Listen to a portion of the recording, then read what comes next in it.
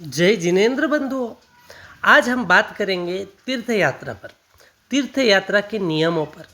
तीर्थ यात्रा करते समय हमें जैन होने के नाते और जैनी होने के नाते महावीर प्रभु ने दिए हुए कौन से नियम पालने चाहिए, इस बारे में।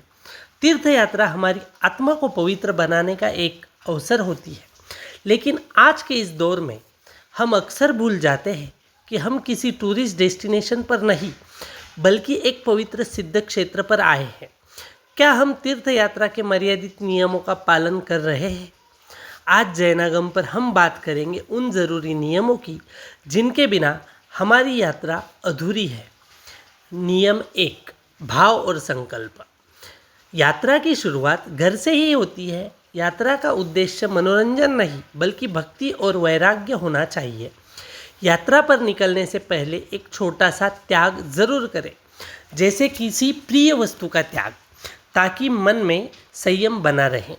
तीर्थ पर पहुँचते ही सबसे पहले उस धरती को प्रणाम करें जहाँ अनंत आत्माओं ने मोक्ष पाया है। नियम 2, खान पान और ब्रह्मचार्य।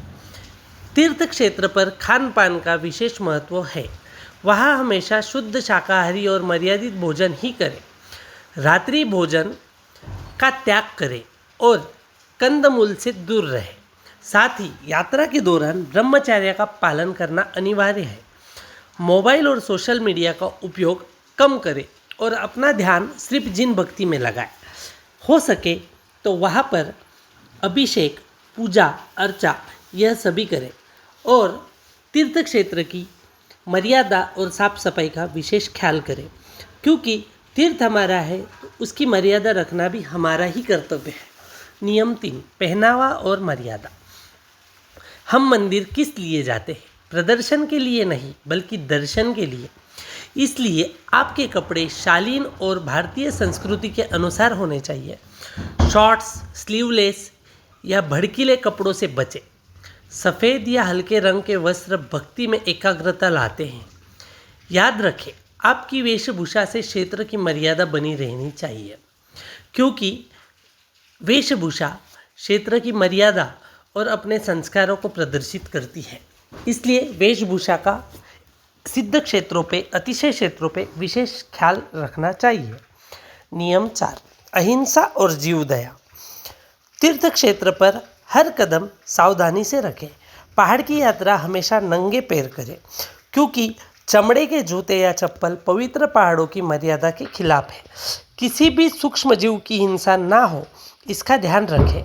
वहाँ की संपत्ति, पानी और बिजली का दुरुपयोग करना भी एक तरह का पाप है। जहाँ तक हो सके हर चीज़ की मर्यादा का पालन ही करें और वहाँ की हर चीज़ को जैसे हमारा खुद का है इस हिसाब से यूज़ करें, क्योंकि अगर तीर्थ हमारा है तो वहाँ की चीज़ों की रक्षा करना या वहाँ की मर्यादा का पालन करना, वहाँ के सुख सुविधाओं का दुरुपयोग ना करना, यह भी हमारा ही कर्तव्य है। जब हम यह सब करेंगे तब हमारी असली भक्ति और तीर्थ के प्रति असली लगाव यह दिखेगा। इसी प्रकार से तीर्थ पर हो सके तो जितना अपने से बन सके उतना दान देने की कोशिश करें। वहाँ के रख रखाव में दान का बहुत महत्वपूर्ण महत्व होता है। यदि हम इन नियमों का पालन करते हैं तभी हमारी यात्रा सफल है और तभी हमें कर्मों की निर्जरा का फल मिलेगा। तीर्थ को पिकनिक स्पॉट ना बनाएं, उसे अपनी साधना का केंद्र बनाएं।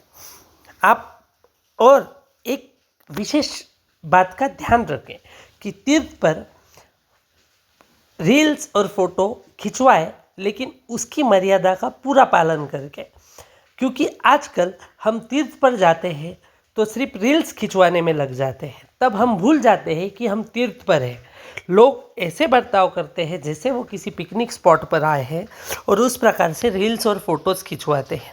तो तीर्थ की मर्यादा का यह भी ख्याल रखना चाहिए। आपको यह जानकारी कैसे लगी कमेंट में ज़रूर बताएं और इस वीडियो को हर उस व्यक्ति तक पहुंचाएं जो यात्रा पर जाने वाला है। जैनागम को सब्सक्राइब करें और ऐसे ही ज्ञानवर्धक वीडियोज़ के लिए देखते रहिए जैनागम। जय जिनेंद्र।